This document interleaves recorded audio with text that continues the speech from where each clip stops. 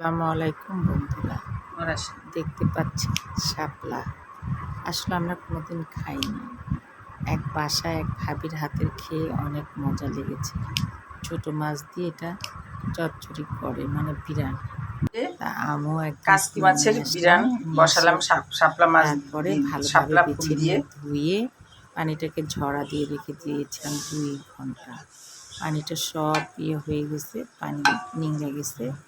তারপরে আমি মরিচ পেঁয়াজ দিয়ে সুন্দরভাবে মেখে নিয়ে এভাবে একটু ধনিয়া পাতা ছড়ায় দিয়ে দিলে ছোট মাছ তাহলে চচ্চড়ি করতেছি। বিরানটা একদম সুন্দর, আদা একদম রসুন বাটা দিয়ে লেগে যাবে তার আর মধ্যে খেতেও দিলাম। ভালো লাগবে। আর দেখতেই একটুখানি পাচ্ছেন ধনিয়া জিরা একদম গুঁড়া একটু ছিল, পানি ওটা দেইনি, দিয়ে মেখে তারপরে ধনিয়ার পাতা খুব ফ্লেমে জালটা দিয়ে নিলাম।